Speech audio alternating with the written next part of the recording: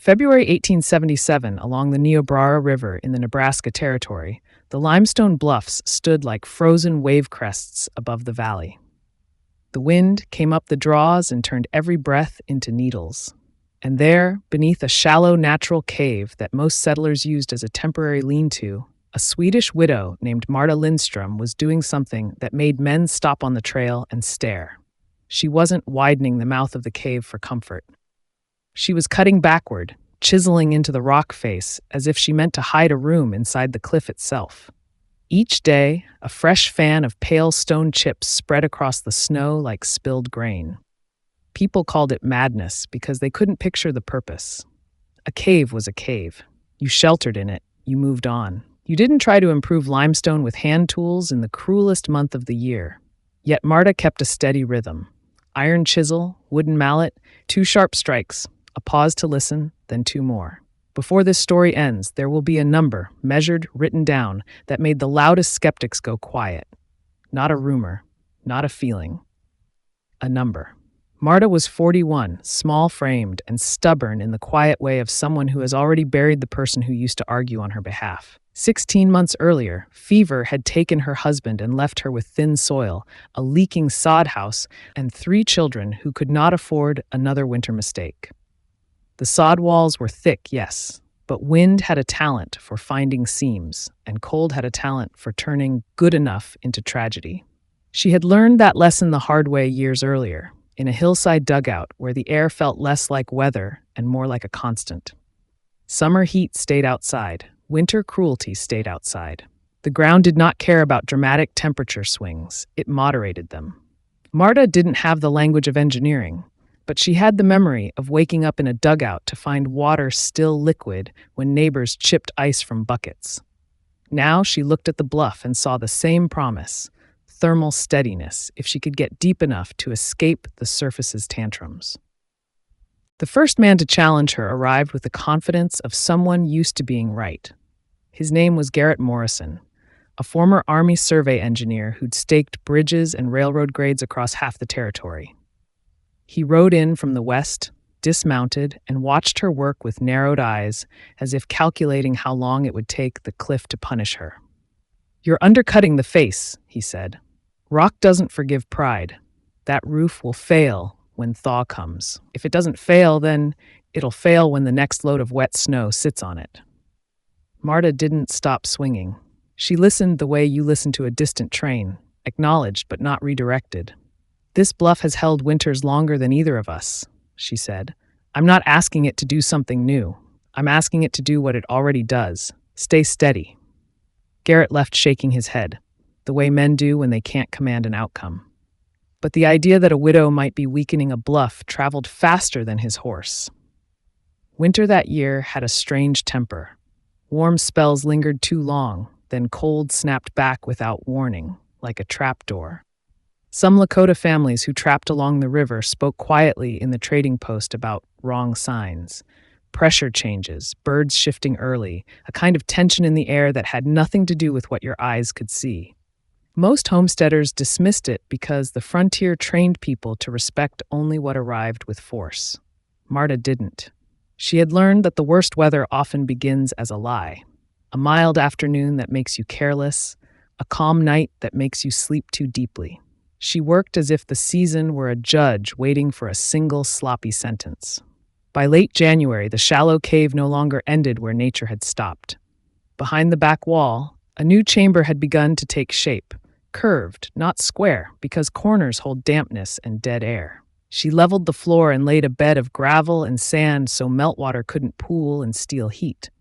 She wasn't building comfort, she was building a margin. The second skeptic came with different credentials. Survival rather than schooling. Thomas Brennan ran cattle north of Marta's claim and had lived through enough plains winters to respect routine. He rode in with his 19-year-old son and spoke plainly, as men did when they believed they were delivering mercy. "Enclosed spaces kill in hard cold," he warned. "Your breath turns to moisture. Moisture turns to frost. Frost turns to sickness. I've seen it in mines, in trapping shacks. People wake up coughing and never stop." Marta had expected that argument. She pointed to a stack of cottonwood logs near the entrance. I'm not sealing a tomb, she said. I'm building a throat. She explained it simply: an outer wall to take the first punch of the wind, an offset entry so gusts couldn't run straight inside, and an inner barrier that created a pocket of still air. Still air, she had learned, is a kind of insulation all its own, like two panes of glass with a gap between them. Thomas frowned. And heat? Marta nodded toward the rock behind her. The heat is already here. A third visitor arrived with concern instead of pride. Anna Kowalski kept the trading post at Niobrara Station, the place where news, nails, and winter rumors all changed hands. She had also survived widowhood, which meant she recognized the look in Marta's eyes. The look of someone who is building because no one else will build for her. Anna brought tallow, canvas, rope, and wool blankets, supplies you didn't waste on foolishness. When she saw the work, she didn't laugh. She just exhaled slowly, like a person reading a difficult letter. People are talking, Anna said. Half think you've gone reckless, half think you've gone desperate. Marta answered with the truth. Last winter I burned nearly 2 cords of wood and still watched ice creep along the inside walls. My youngest girl's lungs turned thin as paper. If the sod house fails again, I don't get a second chance. Anna stepped into the cave mouth and felt it, just slightly warmer than the open air, even before the shelter was finished. Not cozy, not safe yet, but different. The rock did not swing with the wind's mood. That difference was the first principle, and Marta repeated it the way prayer gets repeated. Deep ground and thick stone hold temperature steadier than exposed walls. The second principle was wind. Wind strips warmth faster than cold air alone. If she could stop moving air from touching the living space, she could stop the worst theft. The third principle was moisture. In winter, moisture is betrayal. Wet blankets become cold blankets. Wet wood becomes smoke and half heat. Condensation becomes ice. So she planned drainage in the floor, and she planned a slow, controlled breath for the shelter. For that, she carved a narrow ventilation channel that angled upward toward a natural fissure. Warm air rises, always. If she gave it a path out, it would pull fresher air in through a small gap near the entrance. Not a draft you feel on your skin, but an exchange you can measure by a candle flame and a strip of cloth. This wasn't superstition. It was physics you could hold in your hands. In early February, the fourth skeptic arrived, quiet, older, and carrying a kind of authority that didn't need announcing. His name was Samuel Whitehorse, Northern Cheyenne by birth, a man who had guided surveys and trapped across country that made settled farms look soft. He did not scold, he observed. He studied the offset entry, the half-built walls, the carved chamber. Then he spoke a sentence that surprised Marta because it wasn't an insult. "You're trying to build a winter lodge without fire," he said. Marta met his eyes. "I'm trying to build one without needing fire." Samuel walked inside, touched the rock with his palm, and listened. Yes, listened to the way sound behaved in the chamber. He pointed out risks she already feared. Where condensation might collect, where wind might force snow through a seam, how a low overhang could throw drifting snow against an entry like a shovel. Then he offered a correction instead of a verdict. Raise the outer wall higher, add an angled cap to throw wind up, not into the mouth, and leave a tiny thermal break, an air gap, between stone mass and wood framing so cold couldn't conduct straight inward. Marta began adjusting her plan that same hour. The work through February was not heroic in the clean storybook sense. It was slow, aching, and full of small decisions that mattered. Marta's hands split and healed again. Her children carried water, sorted stone, packed gravel, and learned what it means to build something you might have to bet your life on. She carved a second small chamber off to the side, not for sleeping, but for supplies. Food kept separate stays drier. Water stored deeper freezes later. She lined a shelf with dry grass and placed clay jugs where the rock stayed closest to the ground's steady temperature. She tested everything she could test, held a thread near the ceiling channel to see if it lifted, set a candle near the entrance gap to see if flame leaned gently inward, poured a little water on the gravel bed and watched it disappear instead of pooling. Meanwhile, the settlement watched. Ridicule softened into curiosity. Curiosity turned into questions whispered at the trading post. How deep is she now? Is it warmer inside? Did Samuel really advise her? Garrett Morrison returned near the end of February. And this time he didn't arrive to lecture. He arrived to evaluate. Men like Garrett could be arrogant, but they also respected evidence. He crawled through the entry, stood in the chamber, and ran his knuckles along the roof stone like a doctor tapping a chest. He checked for cracks, listened for hollow spots, and measured the span with a short length of chain. Outside, he watched how the angled cap on the outer wall would catch wind. Inside, he traced the air gap Marta had left, small, almost insulting in its simplicity, and nodded once, as if annoyed at how effective the idea might be. "You're treating air like a building material," he said finally. Marta wiped stone dust from her cheek. "Air is what winter steals with." Garrett asked about temperature, so Marta showed him her crude log. Dates, outside readings, inside readings, and notes like calm, north wind, wet snow. He didn't praise her. He simply said, "If a real storm hits, your notes will matter more than anyone's opinion." By early March, the shelter was finished enough to be used. Marta didn't declare it complete as a proud builder would.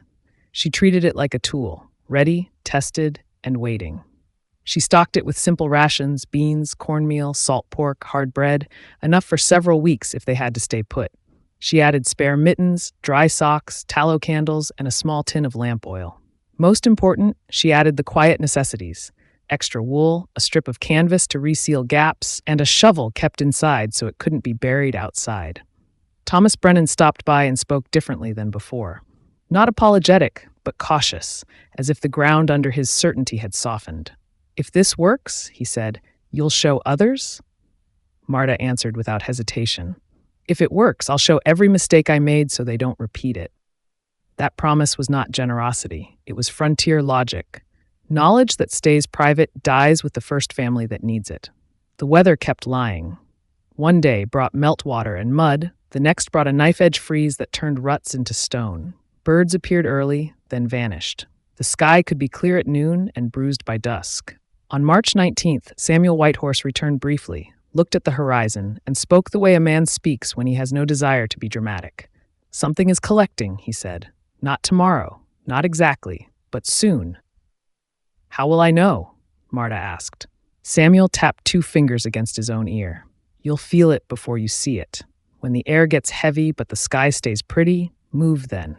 That advice sounded like superstition to some people, but it wasn't. Low pressure, warm air riding over cold ground, the kind of setup that can collapse into violence. Samuel didn't use those terms. He didn't need to. Marta began warning the few who would listen. Anna listened. Thomas listened. A couple of families who had buried children listened. The rest smiled the way people smile at precautions they hope they won't need. On the morning of March 21st, the valley looked harmless. Sunlight touched the bluff. Snow softened at the edges. The temperature climbed into the upper 40s, warm enough that men joked about an early spring. And yet Marta felt it, an invisible pressure, as if the world were holding its breath. She didn't argue with anyone. She didn't try to win debates. She simply began moving. Canvas bundles first, food next, water jugs last. Her children carried what they could, faces tight with the seriousness that comes when adults stop pretending. Thomas Brennan arrived with supplies without being asked. Anna came from the station with a nephew whose lungs were fragile, and she did not apologize for being afraid. Another family arrived, then another, drawn by a single practical question. If Marta is wrong, we lose a day. If she is right, we lose our lives. Before dusk, 11 people were packed into the shelter. Marta sealed the entry canvas and left only the controlled gap she'd designed for air. The outside stayed calm, warm, almost insulting in its beauty. Night made the pressure feel louder. Children slept in fits. Adults lay awake, listening to the shelter breathe, a faint, steady pull of air upward through the vent channel, a silence that was not emptiness, but insulation. Then the temperature dropped, not gently, but with urgency. Marta had a thermometer hung near the sleeping area and another closer to the entry. She watched the mercury fall as if watching a clock in a courtroom. Within an hour, the warm lie was gone. Wind arrived like a thrown door, slamming against the outer wall. The angled cap did what Samuel promised. It threw the force upward, not straight into the mouth. Snow followed, driven sideways, erasing the world beyond the canvas in minutes. Thomas cracked the seal only a finger's width to look. He shut it again immediately. "Drift's already rising," he said, voice low. Inside, the rock held steady. The thermal mass didn't create heat like fire does. It refused to surrender heat as quickly as the outside demanded. Bodies warmed the air warmed the stone. The stone gave some of it back. A slow exchange, like a bank you can't empty in a single day. The storm did not stop to rest. It stayed for nearly 2 days, wind hammering the valley, snow stacking where it pleased. Outside temperatures fell below zero, and wind made that number crueler.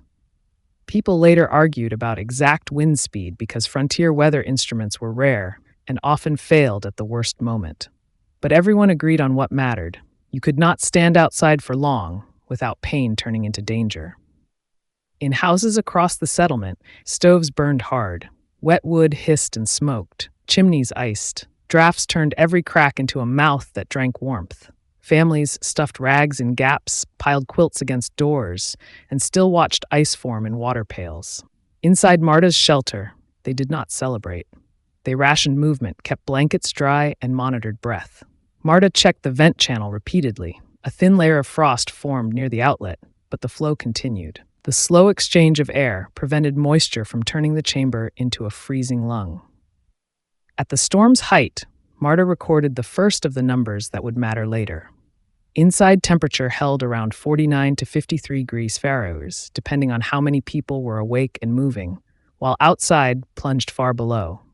When the wind finally weakened, it did not leave politely. It backed away like an animal that might return. Thomas and Garrett, who had joined the shelter during the worst hours, dug at the entry from the inside with the shovel Marta insisted on keeping within reach. Snow was packed hard, drifted above waist height. The moment they opened enough to see daylight, the valley looked rewritten. Drifts rose like frozen dunes. Fence lines disappeared. The road to the station was gone under a smooth white lie. Marta's sod house had collapsed. Not spectacularly, just quietly, under weight and seep, the way a tired man sits down and cannot rise. If they had stayed there, the story would have ended with spring thaw and bodies found too late. Anna stood at the cave mouth staring at the wreckage, lips parted, eyes wet but not crying. "You didn't just save your children," she said. "You saved ours." Marta answered the way she always did, without taking credit she didn't trust. "The bluff saved us. I just listened to what it was already offering." But listening in winter is not passive. It is work. It is preparation. It is refusing to gamble on tradition when tradition has already failed you. In the days after, the settlement counted losses the way frontier communities always did, quietly, with faces set hard, because grief had chores to do. Livestock froze in windbreaks that were never meant for that kind of assault. A few families survived by burning through wood they could not afford to spare. Others did not survive at all. The valley became a place where every decision had a receipt. And now Marta had proof people couldn't mock away. Garrett Morrison brought proper measuring tools and insisted on replicable notes. He checked Marta's thermometers against his own. He recorded inside readings, outside readings, and the difference that mattered. Not comfort, but survivability without a roaring stove. That was the second number that made men swallow their pride. While nearby homes struggled to stay above the low 30s, even with constant fire, Marta's shelter held near 50 degrees Fahrenheit with no open flame, just bodies, stone, and controlled airflow. Thomas Brennan, who once called it a death trap, stood in the trading post and told anyone listening, "I watched it work. Not a theory, not a story. I watched it hold." This is where the frontier always changes. After the storm, when the loudest mouths finally respect what the weather respected. Families began visiting the bluff in a steady line.